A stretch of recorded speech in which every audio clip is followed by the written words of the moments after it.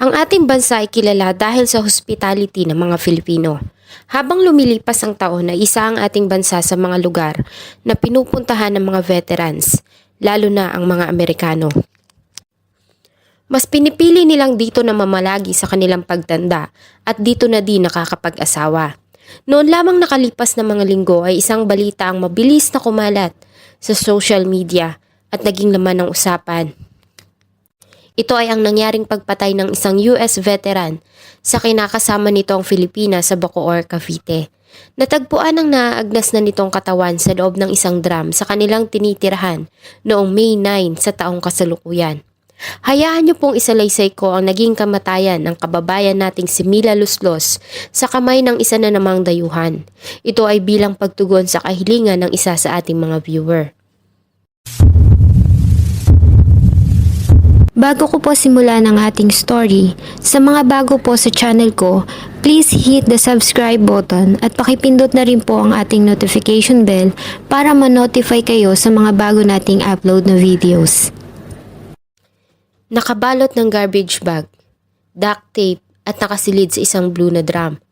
At nasa decomposition period na ang katawan ng 48 years old na Filipina na kinilalang si Mila Luslos nang matagpuan ng mga otoridad ng Cavite noong hapon ng May 9, 2023.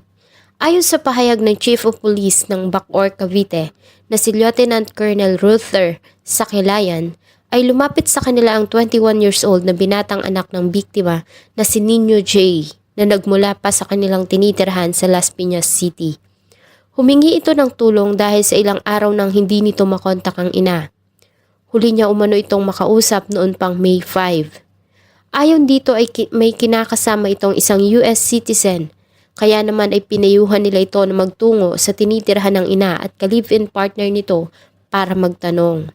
Nang tunguhin ni Nino J ang bahay sa Lot 2, Block 2, Santero Subdivision, Barangay Habay 1, Bacoor, Cavite, ay dinatnan niya ang 71 years old na si William Thomas Worth.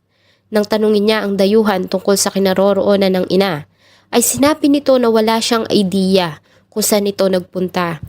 Ngunit isang bagay ang nakaagaw ng pansin ng binata. Dahil nang pumasok siya sa loob ng bahay, ay sinalubong siya ng masangsang na amoy na nagmumula sa loob. Kaya naman ay kinabahan siya na maaaring may masamang nangyari sa ina. Kaya naman ay muli siyang bumalik sa tanggapan ng kapulisan at nireport ang pangyayari. Nagtungo ang team ng Bacoor Police sa bahay na tinuro ni Nino J para pa din magtanong sa maaaring kinaroroonan ng ina nito na ilang araw nang nawawala. Noong una ay mariing itinanggi ni William Worth na hindi niya alam ang kinaroroonan ng kinakasama. Ngunit nang tila hindi na alam ang isasagot sa mga katanungan ng mga pulis, ay umamin ito sa ginawa. Ito din ang nagturo sa mga pulis sa lugar kung saan niya itinago ang katawan ng biktima. At doon na nga tumambad sa kanila ang bangkay ng isang babae na nakabalot at nasa loob ng isang blue na drum. Napansin din nila ang nagkalat ng mga mothballs sa paligid ng basement. Ito umano ay para itago ang amoy na nagmumula sa nabubulok ng katawan ng biktima.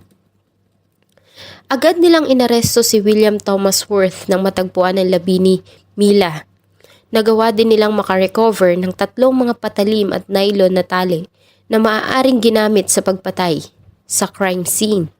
Napansin din nila ang mga pasa at galos sa katawan ng dayuhan, kaya naman malaki ang possibility na nanlaban ng biktima bago nito tinamo ang masakit na kamatayan. Sa kanilang ginawang preliminary investigation ay napag-alaman nila na 1 taon nang nagsasama ang dalawa sa nasabing bahay. Ayon kay William Worth, ay binigyan niya ang kinakasama ng halagang 1 million pesos para sa panggastos. Ngunit nagtataka umano siya dahil sa tila mabilis na pagkaubos ng pera nang hindi niya alam kung saan ito napupunta. Ayon din dito, ay nagpakilala sa kanya si Mila na dalaga. Ganun na lamang umano ang kanyang pagkadismaya nang mapag-alaman niya na may asawa ito at anak. Nagkaroon umano sila ng pagtatalo hanggang sa magkasakitan. Natumba ito at nauntog ang ulo sa sahig. Doon niya na ito sinakal hanggang sa mawalan ito ng buhay. Itong Amerikano is itong suspect natin. Itong babae is dalaga, walang family, itinatago. At ito raw ay binigyan niya ng 1 million, itong babae.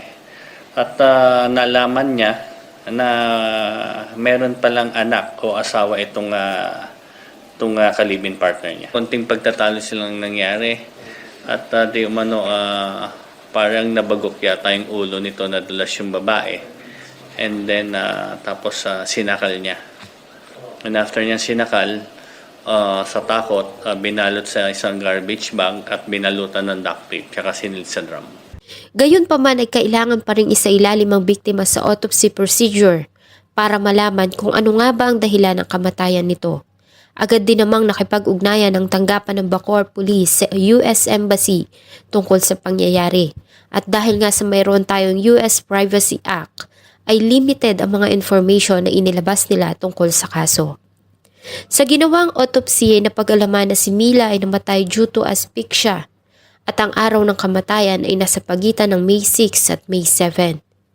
Kinabukasan May 10, 2023 ay sumailalim si William Worth sa inquest proceedings at nahaharap sa kaso ng pagpatay.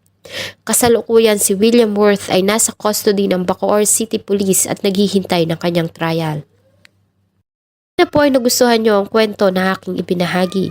Marami pong salamat sa patuloy na pagtangkilik ng akin pong mga videos. Huwag nyo pong kalimutang mag-iwan ng inyong saloobin at suggestion sa atin pong comment section. Thank you so much po and see you on my next video.